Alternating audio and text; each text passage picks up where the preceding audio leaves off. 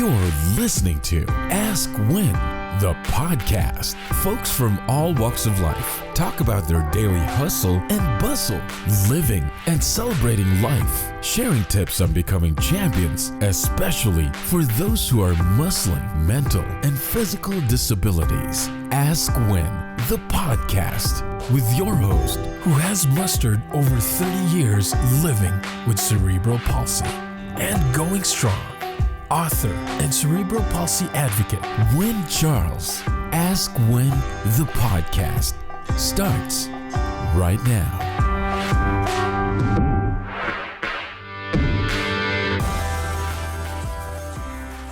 Welcome to Ask When, everyone. Today I have Ewa with me, and Ewa, I'm going to let you take it away and share your story first, and then tell my fan base a little bit about you. Great. Hi, Wynn. Hi, everyone. I'm so excited. I'm so happy to be here with you to have a nice chat. So thank you so much, Wynn, for inviting me here. So, yeah, sure. So maybe I can tell you more about myself, and I can tell you more about my story as well. So I'm a qualified business coach and mentor for entrepreneurs. So really what I help people with is I help them really connect to their true purpose and their true calling in life. And we then turn it into a thriving business. So the typical results that my clients get is that they start having sold out launches from the business.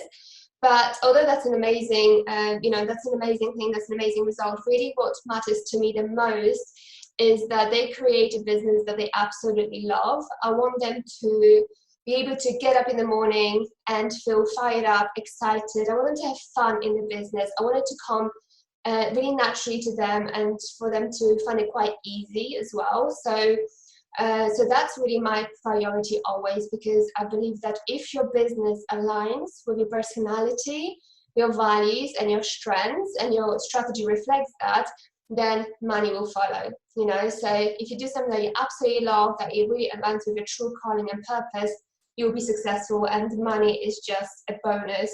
So this is basically what I do. And sorry, I've been talking today a lot, so I've got like a bit of a cough. That's okay. And my story really, I love sharing this story because it's been quite significant really in my life. This is how it got me here really, is that really how everything started was I've always had this feeling inside that I wanted to help people, that I am meant for something more, that I wanted to accomplish amazing things, but I didn't really know exactly what it was. And when you finish uni, when you start your first job, when you join a corporation, you sort of forget about finding who you are, and you don't really focus on your passions. And that's exactly what happened to me. So I've been thrown into a corporate life, and as I've been really successful, I've been really progressing really quickly in my career. At some point when I realized that, okay, I'm now managing a HR department. The only way is to become a director of HR. That's not really what I want to do. I realized, is this really it? There must be more to life. I remember going into my office, I sat at my desk and I thought, this cannot be it. There must be more to life. Like, surely, I cannot imagine myself working my 9-to-5 job for the rest of my life. Totally not. But really the significant change, what really happened to me one day was that on the way to work, and that came out of the blue, completely out of the blue. I was not prepared for that. On the way to work, on the train, I started having, I started crying. I started feeling really, really emotional. And I didn't know why that was. And when I got to the office, I got to the front door and I couldn't enter my office because I started having a panic attack. I couldn't breathe, and I didn't even know that it was a panic attack. I didn't really know what that was. I've never had that before. So I turned around, I went home, I booked an appointment with my doctor the same day I was seen, and he signed me off for work-related stress for like a whole month. So I ended up being signed off for work-related stress 3 times in 1 year. So I ended up being off work more than actually at work. And later on, I was diagnosed with depression, with anxiety. I completely lost my identity in my 9-to-5 job. So obviously, I went out to get therapy. But I realized that nothing really was helping me.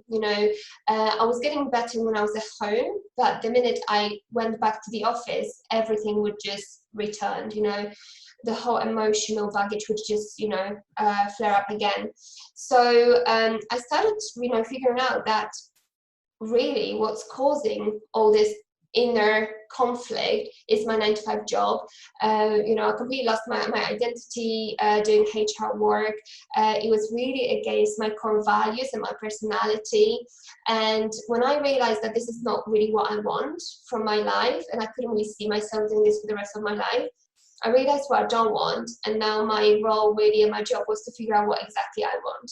So then it was all about really figuring out what I want, how I want my life to look like, what really is my purpose here on this planet.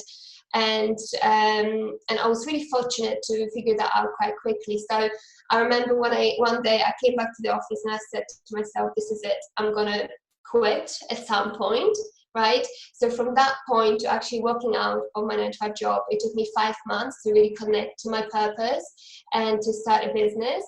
And after walking out of my 9-to-5 job, 3 months later, I created my first ever sold out launch. So, I've been really, fortunate that it happened that way. But of course, when I started my business, not everything was amazing. And, the first 2 months in my business were absolutely crazy. I wasn't making any money. I was running out of savings. I didn't really know how to build a profitable business. And I remember working with a coach that time, and she told me, okay, so how much money do you want to make? And I was like, well, I want to work with just anyone, because I haven't had any success. I haven't had any clients. So just give me any clients, like anyone. And she was like, well, that's going to be easy to do. And, she was really preparing me for my, a 5-figure month. And I never believed that I could do it. I was like, I don't really believe that it's possible. I always thought that coaches who talk about 5-figure months, it's a bit of a scam, I was like, people don't earn that much money. Come on, let's be real. And then, a month later, I hit my first ever 5-figure month. And I was just like, whoa, what has just happened here, So I realized that this is really, really doable, really possible. And when I started getting clients, when I started working with them and seeing the difference I'm making in their lives, that's when I realized that this is it, this is exactly what I want to do. I want to help people escape that 9-to-5 job when they don't feel fulfilled, when they might be struggling just like me with mental health, to really do something they love. And I really believe that because I escaped my 9-to-5 job and because I connected to my true calling, that's what helped me recover from depression and anxiety as well. So that's why I'm a big advocate for that. So that's what I do now. I'm a huge advocate for mental health. And not to say that the corporate jobs are bad, but I believe that the corporate jobs are now, especially in this time of the coronavirus, are now sending us down mental health rabbit holes. I mean, gee, well, I got laid off my job, and I knew it was coming. I knew that it was just coming, and it's so funny because it's not funny, but it is. I decided in the Chicago airport, walking through the Chicago airport, on my way back here after a business trip, flying back home into chaos at the time, I decided, okay, I'm going to um, get a new job. I'm going to become a full-time content creator and get a new job because I knew that my job was coming to an end. Yeah, and and this is exactly, as a HR person, I've seen this happening so many times, and I've seen.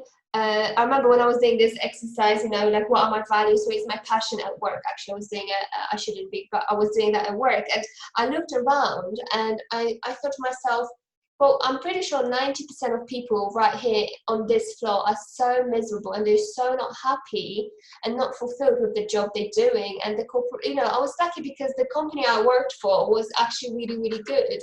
But some people are just not made for 9 to 5, and they don't really see, or they don't know that there's an alternative, right? So I think it's amazing that, and I always see it as a sign, like when people get laid off, it's almost like it's an amazing opportunity for you to really decide what you want to do, right? For some people, it will be a good thing to go back to their 9 to 5 job if that's what they love doing. But for some people, it's an amazing opportunity to be like, you know what, now I can do whatever I want, and I'm going to start my own business. So yeah, I'm always excited when people say, I've been just laid off. I'm like, well done. Like, you can start something absolutely amazing. Yeah, exactly. And so, Eva, what is your favorite book and what is the title?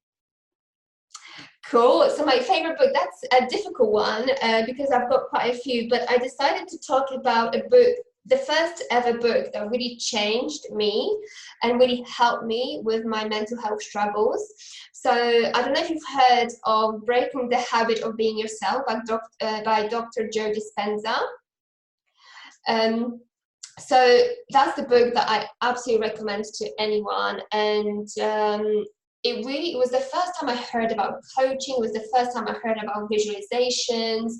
And this is the first time I've actually started doing meditations. And that has completely shifted everything in my life. So since I was a little girl, I was always really interested by meditations, but I never really had the time or want to do it.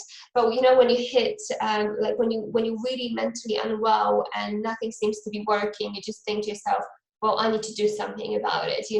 So I had to hit the rock bottom to really start meditating, and this book has completely changed my life.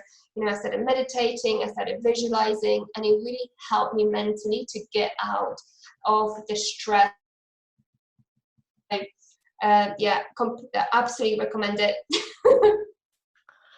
So, breaking the habit of yourself and people, you go to read that book after listening to us win, because I know that libraries libraries still, even when they open, use Libby and Overdrive to access books from home, and you could find, I'm presuming you could find that book on Audible, and you can also find my books on Audible, but that's a self plug.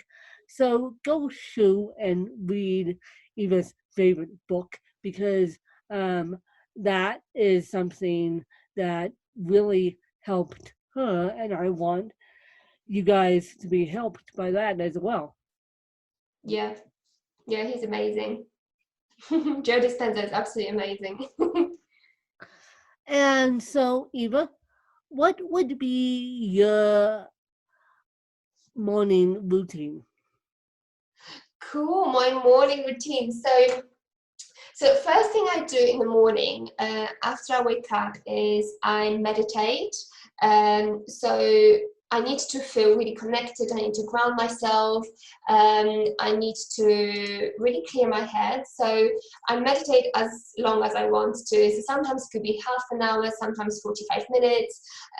So for me, that's absolutely step number one. After meditations, I normally connect to my vision. So I have a vision board, and I have short-term vision and a long-term vision as well. So for example, now I'm preparing for launch, right? I'm launching my new program.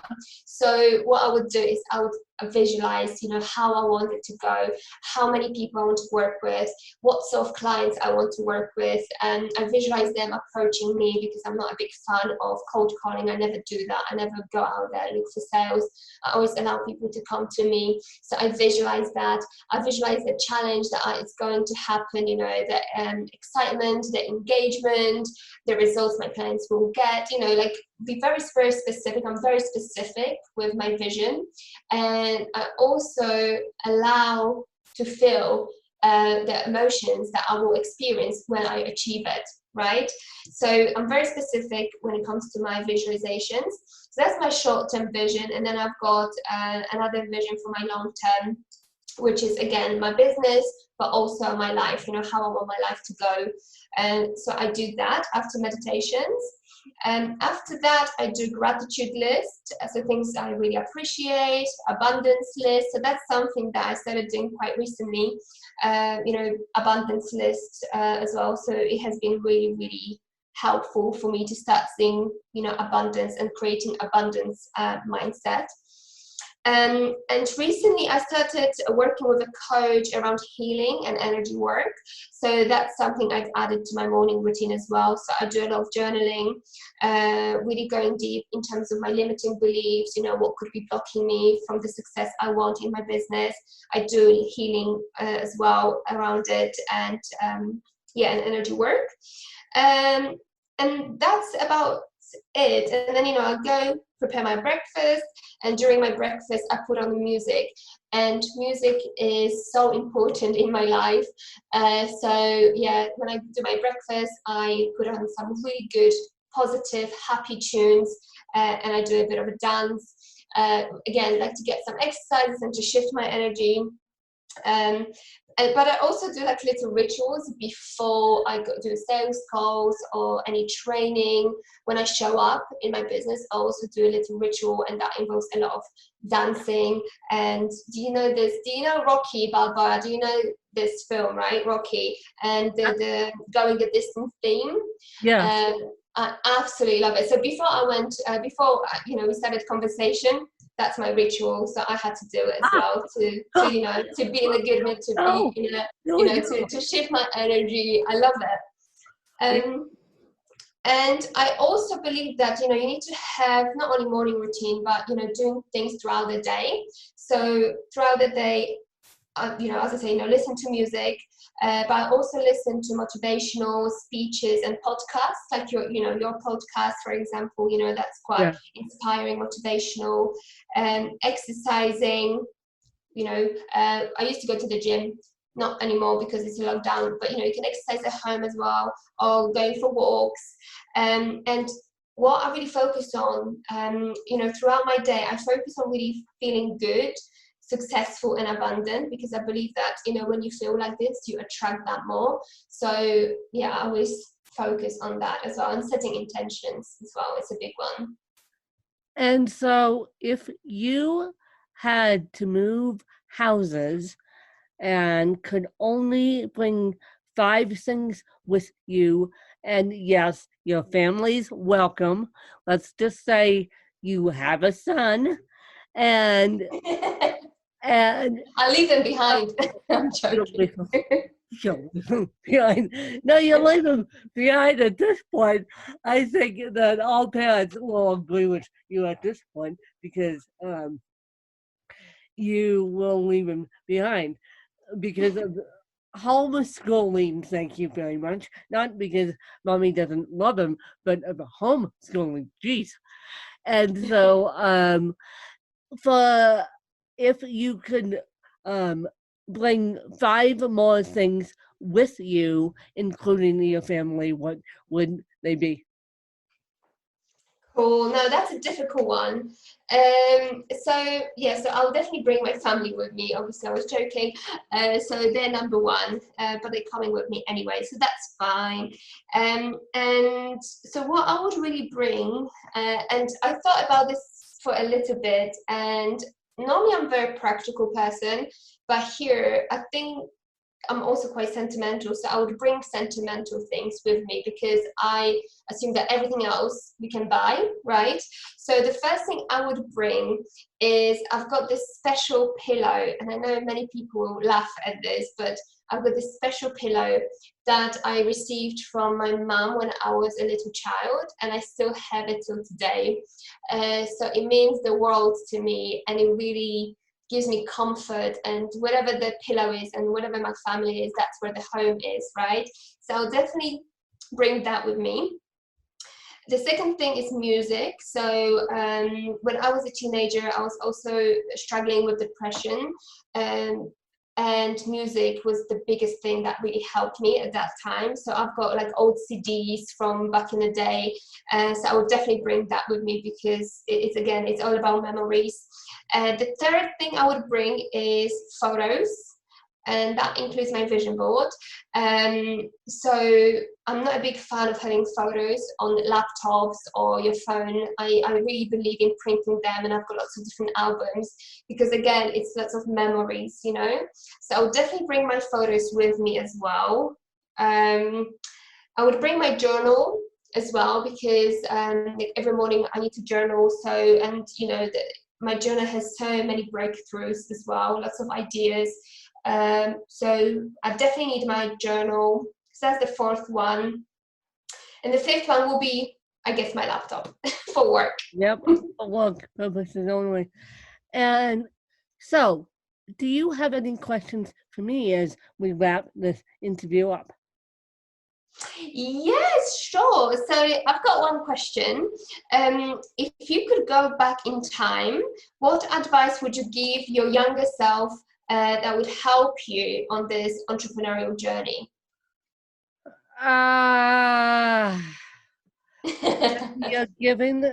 When you're given the corporate job, don't go to it. When you're given the blessing of a corporate job, don't go to it. Yeah, Don't I can definitely agree with that. I lost my mom in 2010, right after I lost my job the first time due to the economic crash in the United States in 2008, 2009. And I was blessed enough to get a job right after a week after she died, and ironically that was the same job that I gave up, you guys, right after my dad died. So bookends. My mom dies, I get the job. My dad dies, I leave the job.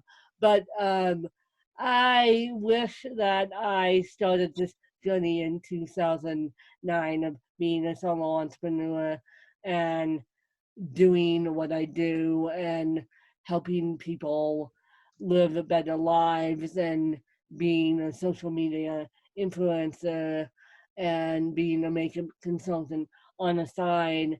And I just feel like when you get into the corporate rut is great for some, but not great for others. And I am learning that me and the corporate world do not mix. Yeah, no, I completely agree with that. Yeah. So, yeah. But my advice to my younger self, and that would be 23-year-old win, by the way, is don't go back to the corporate job even though you were blessed enough to get hired for one. Yeah. Yeah. No, that's a really great advice. And you know, and I feel the same, you know, when I was, because I felt like this for a really long time, right? But I kept going back and going back. But in a way, I feel like the timing always has to be right? For us to really move away from that and start something new. But that's really good advice. Yeah, thank you. And where can people find you, and where could people get a hold of you if they choose to do so? Yeah, so people can find me on Facebook. So I have a Facebook group called Meant for More for successful entrepreneurs and for passion-driven entrepreneurs. So if you type Meant for More, you'll be able to find me. And maybe I can share a link with you somehow. I'm sure Win will be able to help me out with that. Yes. So Yes, we'll have all the information in the show notes. Trust me. Yeah, so you can join me on there. It's a free community for entrepreneurs, and we have amazing people, like-minded people, and there's lots of free content, training, I'm in challenges. there too, you guys. Yeah. Just saying, I'm in there too. I don't peek my head in there as often as I should, but I'm in there too. And so if you type in Meant for More on Facebook, you'll be able to find Eva's group. Exactly. So you can find me on there, and from there you can always message me if you have any questions, or if you need any help, just let me know, and so we can connect, and you can send me a message on Facebook. I'm always on Facebook. Yep, she's always on the Facebook. And so you guys, I appreciate the listens, I appreciate the support, and I will catch you guys next week, and we'll have more fun, you guys. Thanks, you guys. Thank you guys. It's been a pleasure. You just listened to Ask Win, the podcast. To become a guest in the show, visit our website at askwin.weebly.com or call 816-591-3399. Just look for Danielle. Connect with Win on Twitter at WinKellyCharles and like our Facebook page at Butterflies of Wisdom. You can also purchase Win's book through Amazon.com or get a copy of the audiobook through Audible. Ask Win, the podcast.